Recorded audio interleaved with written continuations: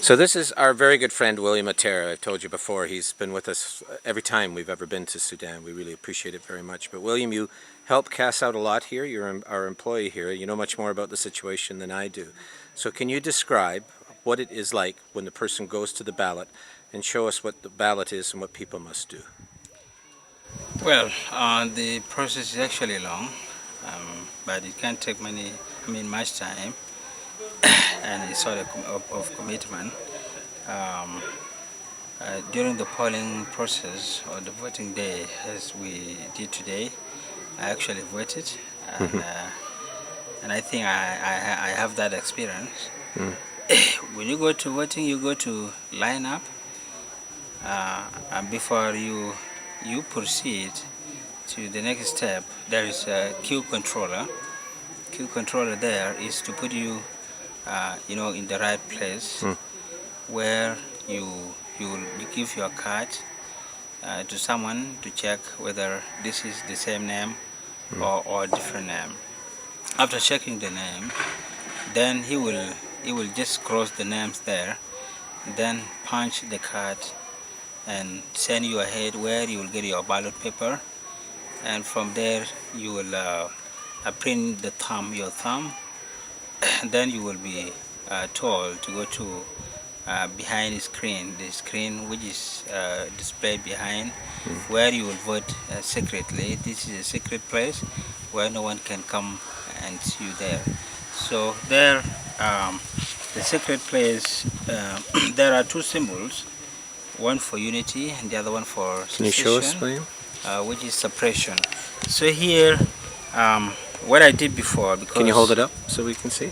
Because my choice was secession, so I put my thumb in the ink, and then put it in a circle, because there is a circle next to the symbol of secession or suppression. So you have to make sure you put it inside the circle, don't miss inside. If you put it outside the circle, that will be invalid, so you need to put it inside like this. Then take your thumb out. From there you fold it upright. Then you fold it again for the second time. Then you go to, you will find a ballot box, and you place your paper in there. So that's the process. But you also have some ink on your finger. Yeah. You have some ink on one of your other fingers. What is that about? This one here is after you have voted, you put your ink there. This one shows that you have already voted, and it will not allow you to come back to vote for the second time. If you want to come back again and vote, you will not be allowed, because the ink will be seen there. So it will show you have already voted, and there's no need for you to come back again and vote. And the ink lasts what, like 2 weeks? How long does the ink last on your finger? It will be less than a week. Okay. Yeah. Okay, that's good. Now, William, when you were talking with me about it this morning, you said you actually felt a little emotional when you voted. Can you just tell me a bit about how you felt? Because I know that's important to you. Yeah, it was actually so emotional because, as I said earlier, that I was a soldier. By the time I left home, I was 11 years old. In 1986, we went to Ethiopia footing. We spent 3 months on the way. That was a long trek until we reached Ethiopia.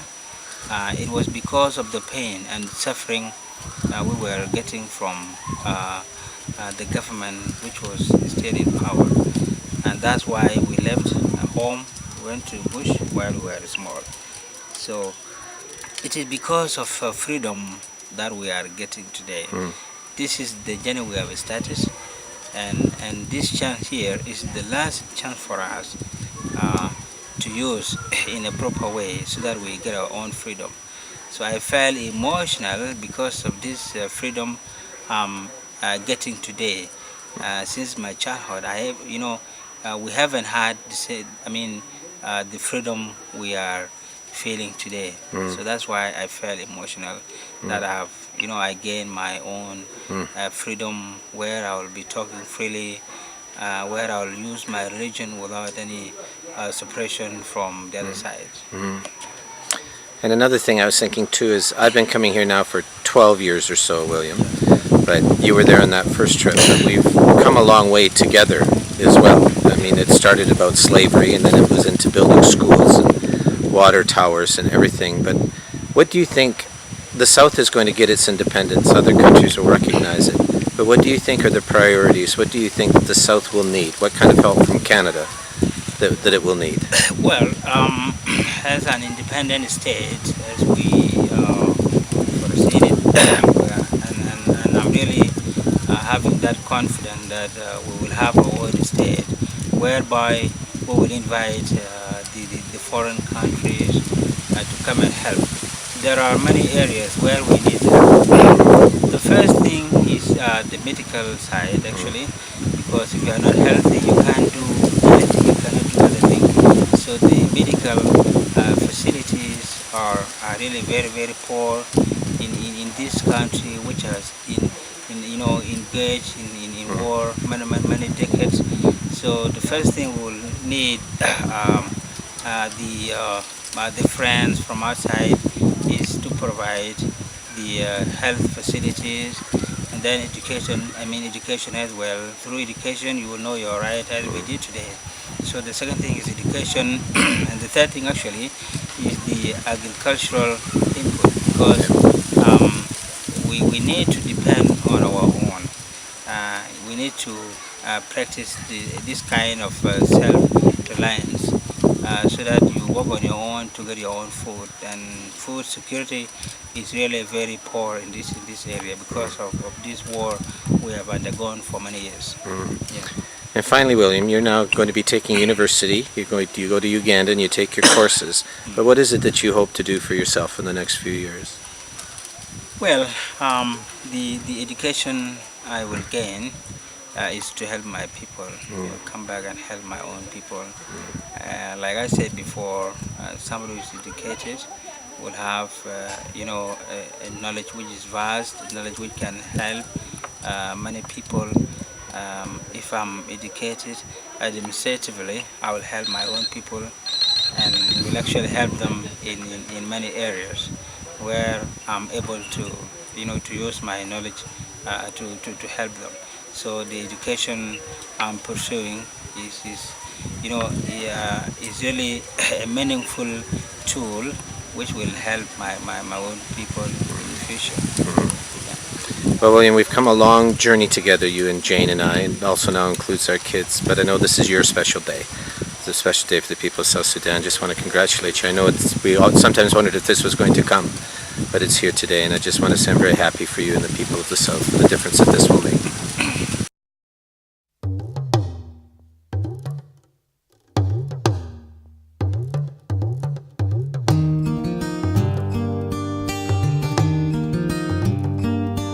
Malidene kauma aunisu Ikera fa wafa Sukura barotu masera Au fe baroli negeyina Malidene kima inisu Inisuro baru